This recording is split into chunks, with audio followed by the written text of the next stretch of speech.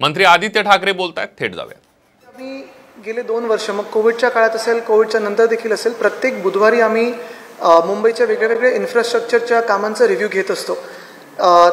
सगळ्या यंत्रणा, मग त्याच्यात मुंबई महानगरपालिका आहे, PWD असेल, MMRDA, MSRDC, या सर्व यंत्रणा एकत्र काम करत असतात मुंबईत, आणि सगळ्याच प्लॅनिंग एजन्सीज हल्ली एकत्र काम करून आपण वेगळ्या वेगळ्या प्रोजेक्ट्सना गती देत आहोत।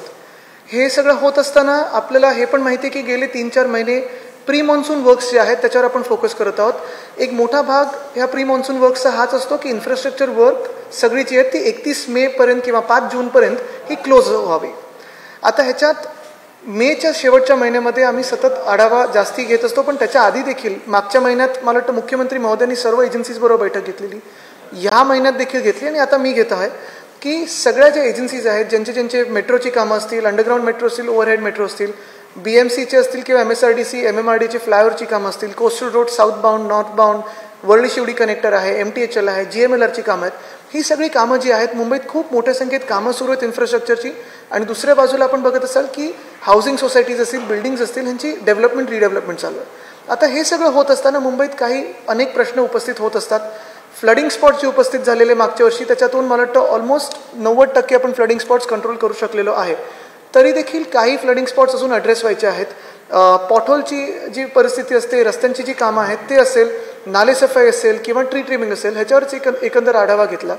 मुख्य गोष्ट हीच आहे की आमचे जे असिस्टंट कमिशनर सगळे ऑन ग्राउंड काम करत असतात, त्यांना पुन्हा एकदा आम्ही सगळ्यांनी सूचना दिलेल्या आहेत की पॉटहोल मॅनेजमेंट सिस्टम असेल, लोकांकडून फीडबॅक असेल, होणारी आत्ताची जी रस्त्याची कामं आहेत ती वेळेत कंप्लीट होणं असेल, स्टॉर्म वॉटर ड्रेन असेल, बॉक्स ड्रेन असेल, ह्याची कामं असतील ती पूर्णपणे क्लोज व्हावी। ट्रेंचिंग आता आजपासून म्हणजे ह्या मेच्या एंडपासून साधारणपणे सप्टेंबर एंड ऑक्टोबरपर्यंत होऊ नये, नवीन काम उघडायची असतील तर नोडल एजन्सी असावी, ह्या सगळ्या गोष्टींवर आज चर्चा झाली। एकंदरच मुंबईची तयारी, आणि ह्यावेळी अशी आशा आहे की आम्हाला आणि आपल्याला हिंदमाताला जावं लागणार नाही, ह्याचं देखील आम्ही आज थोडी चर्चा केली।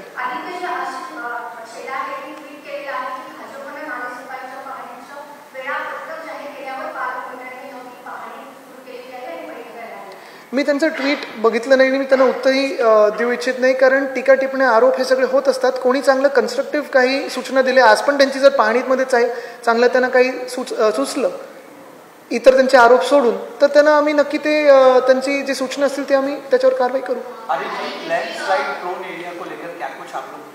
लैंडस्लाइड प्रोन एरियाज ये मुंबई में काफ़ी सारे अभी भी है। अगर आप देखें तो पिछले समय भी जहाँ लैंडस्लाइड हुई थी, ऐसे नहीं है कि लैंडस्लाइड रिटेंशन वॉल्स नहीं थे। हम तीनों जो स्पॉट्स पे गए, आप भी हमारे साथ थे, तीनों स्पॉट्स पे रिटेंशन वॉल्स है, स्ट्रॉन्ग वॉल्स थे, लेकिन जो फोर्स था नेचर का वो इतना था कि वो लैंडस्लाइड वॉल्स तोड़ के बाहर आए। कई जगह ऐसे भी है कि जो वहाँ स्लम सोसाइटीज़ बनी हुई है, वहाँ काफ़ी हैबिटेशन है, जाना वहाँ दिक्कत की बात होती है। तो हमारी बात यही चल रही है, म्हाडा से हो, SRA से हो, कि उसको कैसे वहाँ से निकाला जाए। अगले 2-3 सालों का ये एक प्रोग्राम है, लेकिन अभी के लिए हमारे पास जो भी डिज़ास्टर मैनेजमेंट से जो भी हाई रिस्क एरियाज़ आए थे, DPC से हो या अर्बन डेवलपमेंट डिपार्टमेंट से हो, हमने जितना फंड था उतना PWD को दिया हुआ है, वर्क ऑर्डर्स निकले हुए हैं, काम शुरू हुआ है।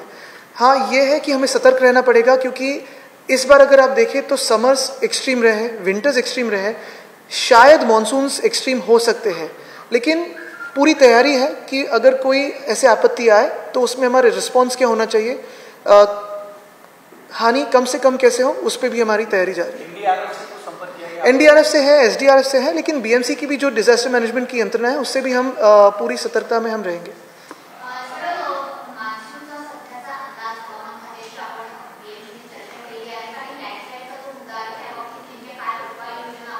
नाही, लँडस्लाइड्स आपण बघितलं असेल मागच्या वेळी पण, ज्या डोंगरी भाग आहेत मुंबईतले, तिथे मागच्या वेळी जे 3 स्पॉट्स होते लँडस्लाइडचे, तिथे भिंत असूनही ती भिंत फोडून त्या वेगाने पाणी आलेले, म्हणजे जे काही फ्युरी ऑफ नेचर ज्याला बोलतो ते कधी कधी आपण थांबू शकत नाही, आणि हे आपल्याला पकडूनच चालायला लागेल। ह्याच्यात एकच उपाययोजना आपण करू शकतो की तिकडचे जे सगळ्या झोपडपट्ट्या आहेत किंवा इन्फॉर्मल होम्स आहेत त्यांना कुठे पुढे फॉर्मल होम्समध्ये आणू शकतो, त्याच्यावर आपलं काम सुरू आहे। पण हे होत असताना आत्ता देखील ह्या वर्षी 62 कोटीचा फंड जो आहे, ज्या कुठच्याही आमदारांनी मागितला, पक्ष न बघता आम्ही तो वितरित केलेला आहे। एकच त्याच्यात आम्ही मीटर ठेवलेलं रेटिंगचं की डिझास्टर रिस्क कुठची जास्ती आहे, ते आम्ही BMCचं जे डिझास्टर मॅनेजमेंट रिस्कचं आम्ही जे काही हे केलेलं असेसमेंट, त्याच्यातून आम्ही ते एरियाज घेतलेले आहेत आणि ह्यावर्षी देखील DPCमध्ये जिथे जिथे उरलेली कामं असतील त्याला पण आम्ही पूर्ण फंड देऊ. रिटेनिंग वॉल्स हा एक उपाय झाला, पण ह्याला पुढचा उपाय हाच आहे की जे काही कॉन्टूर्स आहेत ते ओपन करून घ्यायचे, फ्लो त्याचा निचरा पाण्याचा नीट ठेवावा आणि त्याच्यावर आम्ही काम सुरू केलेलं आहे. स्थलांतर करायलाच लागणार एका पॉईंट नंतर आणि ते हाऊसिंग डिपार्टमेंटबरोबर आमचं बोलणं सुरू आहे, प्लॅनिंग सुरू आहे. मुंबईत आपण बघत असाल आत्ता मध्यंतरीच्या काळात पण आपण टेंडर्स केलेले आहेत की PAP-साठी 30,000 घरं आपण मुंबईत निर्माण करणार आहोत पुढच्या 2 ते 3 वर्षात. ते जेव्हा होतील तेव्हा ह्या सगळ्या लोकांना आपण हलवू शकू. बघा, नालेसफाई 2 घटक महत्त्वाचे असतात. एक असतं फ्लोटिंग डेब्रीचं, जो कचरा आपल्याला वरतून दिसतो, आणि दुसरं आहे सिल्टेशनचं. आता सिल्टेशन ही नॅचरल प्रोसेस आहे. ही कुठेही जगभरात आपण बघाल तर प्रत्येक नद्यामध्ये किंवा नालेमध्ये त्याचा नैसर्गिक स्रोत असतो, तिथे होत असतं. आत्ता पण आपण बघितलं असेल रायगडमध्ये सावित्री नदी असेल, वशिष्ठी नदी असेल, तिथे पण जे सिल्टेशनमुळे जी बेटं झाली आहेत त्याचा आत्ता CRZची वगैरे परवानगी घेऊन आपण ते बेटं काढत आहोत. तसंच मुंबईत पण सिल्ट काढायला मी परवा पण रात्री फिरत होतो, मागच्या महिन्यात देखील गेलेलो आपण, काही मला परवा सोबत पण होतात. डिसिल्टिंग आपण आता 78% केलेलं आहे. सिल्ट परत जसं मी सांगतो की प्रत्येक दिवशी ही येतच असते, ती आपल्याला सतत एक प्रोसेस असते, ते आपण करत राहू. दुसरं जो महत्त्वाचा घटक आहे तो म्हणजे फ्लोटिंग डेब्री. त्याला ट्रॅश बूम बॅरियर्स असतील, त्याला वरतून आपण मेकॅनिकली काढत आहोत, त्याला काही काही ठिकाणी जाळ्या लावत आहोत, पण हे आपल्या सवयीवर आहे. फ्लोटिंग डेब्री म्हणजे नक्की काय, तर आपण जो कचरा टाकत असतो, मग प्लास्टिकच्या बाटल्या असतील, काही काही ठिकाणी खुर्च्या, दारं, बॅटरीसेस, हे पण आम्हाला आढळून येतं आणि हे रोज काढणं ही एक नेहमीची प्रक्रिया. आम्ही तिसरी एक जी थोडी इन्स्ट्रक्शन दिलेली आहे ती हीच आहे की पंपिंग स्टेशन जे आहेत ते पण, जिथे बॅराज गेट्स आहेत किंवा पंपिंग स्टेशन जे आपले पंप्स आहेत, तिथे पण जो फ्लो असतो तो क्लीन असावा. कुठेही अशी काही जे आपल्याला दारं, खिडक्या वगैरे जेव्हा आढळून येतात तेव्हा बंप्स आपले जॅम होतात, त्याची पण काळजी आत्तापासून घेणं, कारण पंपिंग स्टेशन्स पावसाळ्याच्या वेळी कार्यरत तशी नसतात आणि मग तिथे कचरा जमा होत असतो, तो आपण सतत काढत असतो. पण 78% आपलं काम डिसिल्टिंगवर झालेलं आहे, तरी देखील हे काम रोजचं आहे. म्हणजे तुम्ही उद्या जरी गेलात तिथे तरी तुम्हाला फ्लोटिंग डेब्री दिसेलच, कारण कचरा हा कोण ना कोण टाकतच असतं. ते काढणं हे रोजचं काम आहे, ते आम्ही करत राहू. एक मिनिट, ह्यांचं झालं की आपल्याकडे तो जी उन सारी जगहों पर पिछली बार बहुत ज्यादा बारिश का पानी फिर हुआ था, काफी बाढ़ आई थी. इस बार किस तरीके से उसको, आपने शायद सुना हमारी जो बातचीत हो रही थी, क्योंकि दहिसर, ओशिवारा, पोईसर रिवर्स, ये 3 महत्वपूर्ण है, वैसे ही मीठी है और काफ़ी सारे नाले भी हैं जो बड़े हैं. अभी इसे भी यही बात चल रही थी कि 2 चीज़ें इसमें हो सकती है. एक तो हमारा काम जारी है, दहिसर नदी पे हो, पोईसर नदी पे हो, तो वो उसका काम, उसको लेके क्या आजू बाजू में इम्पैक्ट हो सकता है, वो एक बात हुई. और दूसरी बात है जो वो हाई रिस्क एरियाज में रहते हैं उनके लिए, अगर कोई फ्लड लाइन के ऊपर पानी कभी जाए ना, ये हमारी प्रार्थना भी है और हमारा काम भी जारी है, लेकिन गया तो उस पर हमें क्या इमीडिएट रिलीफ एक्शन करना है उसी पे भी चर्चा हुई.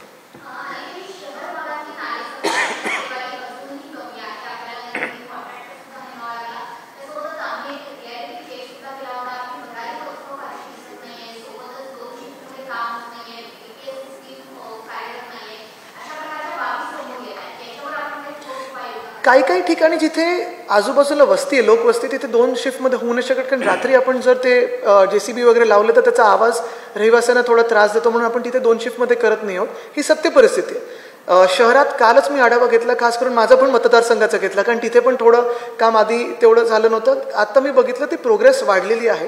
ह्याच्यात एक जाणणं गरजेचं आहे की जे काही आपले आकडे अपडेट होतात ते असे असतात की जेव्हा आपला गाळ, तो जेव्हा आपण जिथे डंप करतो हा सगळा गाळ, तिथे गेल्यानंतर जे वजन आपल्याला येतं तेव्हा आपण रेकॉर्ड करतो की किती % ह्याच्यात डिसिल्टिंग झालेलं आहे. डिसिल्टिंग जर ज्या मिनिटाला तुम्ही गाळ काढला पाण्यातून किंवा त्या नाल्यातून आणि बाजूला ठेवल्यानंतर वजन घेतलं, तर पाण्याच्या गाळामुळे किंवा वजनामुळे ओला कचरा हा नेहमी वजनदार असतो, मग ते खोटे आकडे आपल्यासमोर येतील. म्हणून आम्ही अशी पद्धत लावलेली आहे की 2 दिवस ते बाजूलाच ठेवून तो सुकला कचरा की डम्पिंग यार्डला गेल्यानंतर मग कचऱ्याचं वजन घेऊन साधारण किती क्युबिक मीटर आपण कचरा काढतो किंवा गाळ काढतो त्याचे आकडे आपले अपडेट होतात. पण जे आपले भरारी पथकाला आणि आपल्या माध्यमातून मी सगळ्याच नागरिकांना सांगेन, आज पण मी सगळ्या आमच्या असिस्टंट कमिशनर्सना सांगितलेलं आहे की कम्युनिकेशन हे दोन्ही बाजूनी एकदम प्रॉपर झालं पाहिजे. जे काही ट्विट्सवर येतात किंवा आमच्या व्हॉट्सअप चॅटबॉटवर येतात किंवा आपल्या माध्यमातून मीडियाच्या माध्यमातून पण आम्हाला ज्या काही सूचना येत आहेत, ज्या ठिकाणी येते की इथे काम झालेलं नाही आहे, काम झालं आहे, हे क्रिटिसिझम म्हणून न बघता ह्याच्यातून चांगल्या सूचना घ्याव्यात आणि त्वरित त्याच्यावर कारवाई करावी. त्या जे काही काम आहे ते पूर्ण करावं. जर आपल्याला कुठेही असं येत असेल तर आम्हाला नक्की सांगा, त्याच्यावर आपण काम करू.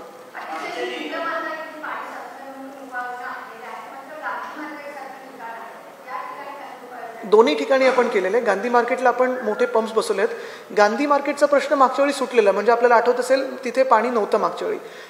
थोडंफार साधारणपणे आपल्या गुडघ्याच्या खालती जे काही पाणी 15-20 मिनिटं तुंबायचं, मागच्या वेळी आपण हिंदमाताला सगळे होतो, गुडघ्यापर्यंतचे पाणी तुंबलेलं आणि हा फ्लडिंग स्पॉट वर्षांवर्ष राहिलेला आहे. त्यावेळी पण मला आठवतं जेव्हा आपण थोड्या वेगळ्या उपाययोजना केलेल्या, ब्रिटानिया पंपिंग स्टेशनपर्यंत पाणी नेऊ नव्हतं शकत कारण ते जॉग्राफिकल फ्लोच्या अगेन्स्ट होतं. यावेळी आपण सेंट झेवियर्स ग्राउंड, जे आमचं फुटबॉलचं ग्राउंड आहे, तिथे एक टँक पूर्ण झालेला आहे, त्याची स्लॅब बसलेली, क्युरिंग चालू आहे. दुसरं टँक पूर्ण खोदून झालेलं आहे, त्याचं पिलर झालेलं आहे, स्लॅब बसवणं बाकी आहे, पण तो टँक पण आता कार्यरत आहे. प्रमोद महाजन उद्यान जे आहे तिथून मायक्रो टनलिंग आपलं झालेलं आहे, तिथे देखील आपण हे पाणी नेऊ शकू. तर गांधी मार्केट असेल किंवा हिंदमाता असेल, इकडचं पाणी आपण ह्या दोन्ही टँक्समध्ये कमीत कमी 3 तास, जरी 100 ते 150 मिलीमीटर पाऊस पर आर पडला तरी तिथे आपण ठेवू शकू आणि मग बाहेर पंप आउट करू शकू. ह्याची काळजी आम्ही ह्यावेळी घेतलेली आहे. तसंच मिलन सबवेचा जो आहे तिथे ग्राउंड आहे, तिथे देखील आमचं खोदकाम चालू आहे. तिथे आमचं टँक मला वाटतं लवकरच पूर्ण तर होईल.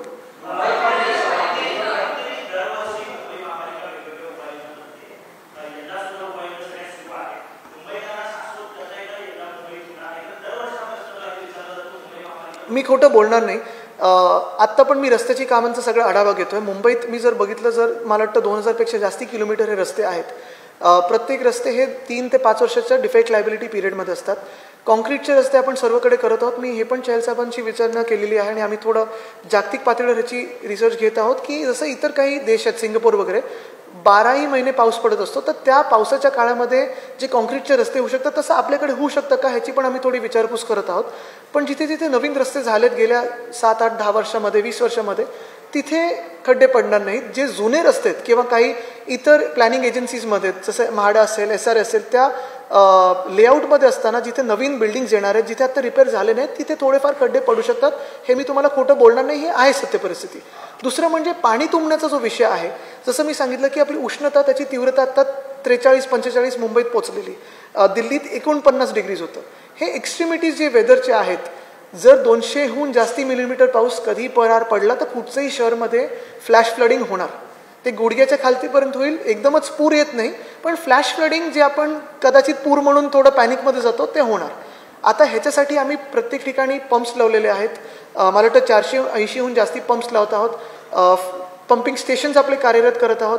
Storm water drain, box drain, storm water ड्रेनची क्षमता वाढवलेली आहे. होल्डिंग पॉइंट्स करत आहोत. फ्लडिंग स्पॉट्सचं मिटिगेशन करत आहोत. नवीन कुठे होत असेल तर तिथे आम्ही आत्ताच सांगितलेले वॉर्ड ऑफिसर्सना की तिथे जाऊन स्वतःहून बघा. कारण आत्ता मी पुढचे 10 दिवस त्यांना सांगितले, तुम्ही सगळे ऑन ग्राउंड दिसले पाहिजेत.